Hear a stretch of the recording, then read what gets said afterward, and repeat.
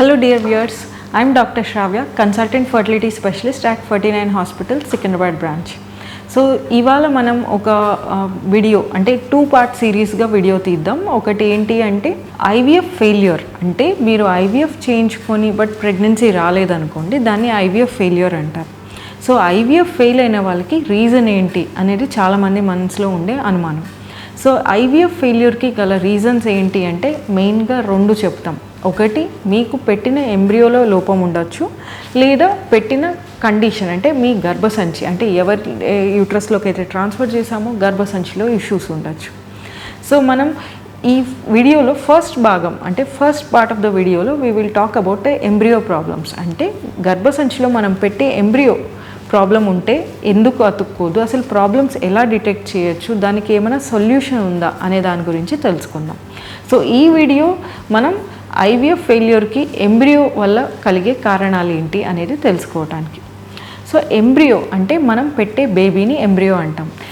ఆడవాళ్ళ నుంచి ఎగ్ తీసి వీర్యకణం కలిపి తయారయ్యేదే ఎంబ్రియో. సో మనం తెలుసుకోవాల్సింది ఏంటి అంటే మనుషులు మెయిన్లీ హ్యూమన్స్లో ఎంబ్రియోస్ ఏవైతే తయారవుతాయో వాటిలో ప్రతి ఎంబ్రియోకి ప్రెగ్నెన్సీ ఇచ్చే శక్తి ఉండదు. అది చాలా వినటానికి మనకి చాలా కష్టంగా అనిపించవచ్చు, బట్ అదొక ఫ్యాక్ట్. ఏంటి అంటే మనకు ఒక లెట్సే 10 ఎంబ్రియోస్ ఫామ్ అయినాయి అనుకో, వాటిలో ప్రెగ్నెన్సీ ఇచ్చే శక్తి మేబీ 4-5 ఎంబ్రియోస్కే ఉండొచ్చు. అది మనం నార్మల్గా ఉన్న కండిషన్లో కన్సిడర్ చేస్తే. ఎవరికైతే ఏజ్ ఎక్కువ అవుద్దో వాళ్ళకి ఎంబ్రియోస్కి ప్రెగ్నెన్సీ ఇచ్చే శక్తి ఇంకా తగ్గుతూ వెళ్తుంది. సో ఎంబ్రియోస్కి ప్రెగ్నెన్సీ ఇచ్చే శక్తి అనేది ప్రతి ఎంబ్రియోకి ఉండదు. సో మనం ఎలా డిటెక్ట్ చేస్తాం ప్రాబ్లమ్స్ విత్ ఎంబ్రియో తెలుసుకోవటానికి? ఒకటి, అబ్నార్మల్ ఎంబ్రియోస్ అంటే మనం తయారైన బేబీ చూడటానికి పర్ఫెక్ట్గా ఉండొచ్చు మైక్రోస్కోప్లో, బట్ పెట్టిన తర్వాత అతుక్కోకపోవచ్చు.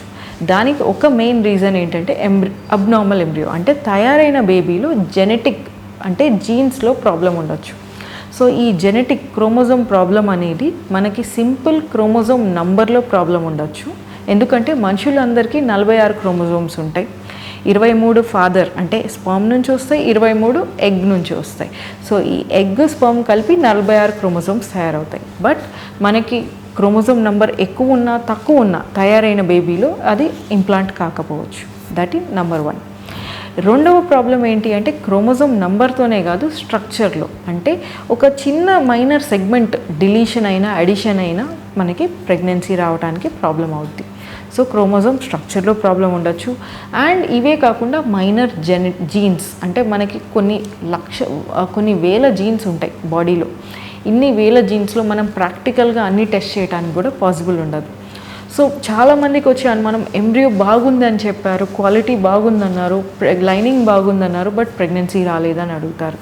సో చూడటానికి బాగున్న ఎంబ్రియో ఇంప్లాంట్ కాకపోవటానికి ఒక మెయిన్ రీజన్ ఏంటంటే జెనెటిక్ ప్రాబ్లమ్స్.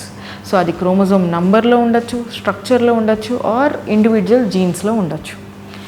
ఇది కాకుండా ఇంకొక మెయిన్ థింగ్ ఏంటి అంటే ఇది మన కంటికి కనపడిన ప్రాబ్లం. కంటికి కనిపించే ఎంబ్రియో ప్రాబ్లమ్స్. ఒకటి, ఎంబ్రియో అరెస్ట్ అవ్వటం. ఎంబ్రియోస్ అనేది నార్మల్గా మనం ఫస్ట్ డే అది సింగిల్ సెల్ నుంచి 2 సెల్, తర్వాత 4 సెల్, తర్వాత 8 సెల్ అంటే 2 సెల్స్ 4, 8, తర్వాత ఒక 16 సెల్ అండ్ 200 సెల్ బేబీ బ్లాస్టోసిస్ట్గా తయారవుద్ది. సో ఈ ఎంబ్రియో ఎదుగుదలలో ఏమాత్రం ఎదుగుదల లేకుండా ఆగిపోయినా అంటే వాటిని అరెస్టెడ్ ఎంబ్రియోస్ అంటాం. సో ఎంబ్రియో ఎదుగుదల బాగాలేకపోతే ఆ ఎంబ్రియోకి అంటే ఆ ఎంబ్రియో తయారైన ఎగ్ స్పర్మ్ నుంచి లోపాలు ఉన్నా కూడా ఎంబ్రియో గ్రోత్ అనేది సరిగ్గా ఉండదు. సో ఇలాంటి అరెస్టెడ్ ఎంబ్రియోస్ మనం ట్రాన్స్ఫర్ చేసుకున్నా మనకి సక్సెస్ ఉండదు. మూడో ఇంపార్టెంట్ థింగ్ ఏంటంటే స్లో గ్రోయింగ్ ఎంబ్రియోస్ అంటాం. ఎంబ్రియోస్ అరెస్ట్ కాలేదు, ఎదుగుతున్నాయి, బట్ వాటి గ్రోత్ అనేది సరిగ్గా లేకుండా అంటే టైమ్లీ డివిజన్ ఉండాలి ఎంబ్రియోస్కి. అంటే 3 రోజులకి 8 సెల్స్ వరకు వస్తే అది కరెక్ట్ ఎంబ్రియో అన్నట్టు. బట్ 8 సెల్స్ వరకు రాకుండా అది 4 సెల్స్ 2 సెల్స్ ఉందనుకో అది చాలా slow growing embryo. So embryo ఎదుగుతుంది, బట్ చాలా స్లోగా ఎదుగుతున్నా కూడా ఈ ఎంబ్రియోకి ప్రెగ్నెన్సీ ఇచ్చే శక్తి తక్కువ ఉండొచ్చు. సో మనం కంటికి కనిపించే అబ్నార్మాలిటీస్లో ఒకటి ఎంబ్రియో గ్రోత్ ఎలా ఉందో చూస్తాం, టైమ్లీ డివిజన్ ఉందా లేదా అనేది చూస్తాం. సో దీన్ని బట్టే నార్మల్గా మీరు విని ఉంటారు 3వ రోజు ఎంబ్రియో ట్రాన్స్ఫర్ వర్సెస్ 5వ రోజు అంటే day 3 cleavage stage versus blastocyst transfer. So చాలామంది బయట చెప్తూ ఉంటారు బ్లాస్టోసిస్ ట్రాన్స్ఫర్లో సక్సెస్ రేట్ ఎక్కువ ఉంటుందని. సో బ్లాస్టోసిస్ట్లో సక్సెస్ రేట్ ఎక్కువ ఎందుకు ఉంటుంది అంటే మనం ఇది ఒక సెలెక్షన్ ప్రాసెస్. అంటే మన దగ్గర ఒక 10 ఎంబ్రియోస్ ఉన్నాయనుకో, ఈ 10 ఎంబ్రియోస్లో ఏ ఎంబ్రియో 5వ రోజు వరకు ఎదుగుతుందో చూసి పెడితే మనం డెఫినెట్లీ సెలెక్ట్ చేసినట్టు. ఈ 10లో ఈ ఎంబ్రియో దీనికి గ్రోత్ కెపాసిటీ బాగుంది అని. సో దానివల్ల మనకి సక్సెస్ రేట్స్ అనేది ఇంప్రూవ్ అయ్యే ఛాన్సెస్ ఉంటాయి. సో మనం ఎంబ్రియో అబ్నార్మాలిటీస్ గురించి డిస్కస్ చేస్తున్నప్పుడు క్రోమోజోమ్ అబ్నార్మాలిటీసే కాకుండా కంటికి కనిపించేది, అంటే మనం జెనెటిక్ టెస్ట్ వరకు వెళ్ళకుండా తెలిసే అబ్నార్మాలిటీస్ ఒకటి ఎంబ్రియో గ్రోత్లో స్లో అవ్వటం లేదా అరెస్ట్ అవ్వటం. సో ఇవి మనం ఎంబ్రియో అబ్నార్మాలిటీస్. సో ఇవి తెలుసుకున్న తర్వాత మనం తెలియాల్సింది ఏంటి, వీటికి ఏమైనా ప్రివెంట్ చేయొచ్చా. ఈ ఎంబ్రియో అబ్నార్మాలిటీస్ అంటే క్రోమోజోమ్ ఆర్ జెనెటిక్ అబ్నార్మాలిటీస్ని ప్రివెంట్ చేయటం అంటే అవాయిడ్ చేయడానికి లాంటి పద్ధతులు టెక్నాలజీ అనేది లేదు. ఓన్లీ మనకున్న టెక్నాలజీ ఏంటంటే ఎంబ్రియోలో జెనెటిక్ అబ్నార్మాలిటీస్ ఉందా అని టెస్ట్ చేసే టెక్నాలజీ ఉంది. దాన్ని ప్రీ ఇంప్లాంటేషన్ జెనెటిక్ టెస్టింగ్ అంటాం. సో ఈ టెస్టింగ్ చేసుకొని ఎవరికైతే రిపీటెడ్గా ఐవీఎఫ్ ఫెయిల్యూర్ అవుతుందో డెఫినెట్లీ వాళ్ళకి పీజీటీ అడ్వైస్ చేస్తాం. అది చెక్ చేసుకొని మనం ప్రెగ్నెన్సీకి ప్లాన్ చేసి అంటే మంచి ఎంబ్రియోని పెట్టగలిగితే సక్సెస్ రేట్ అనేది ఆటోమేటిక్గా ఇంప్రూవ్ అవుతుంది.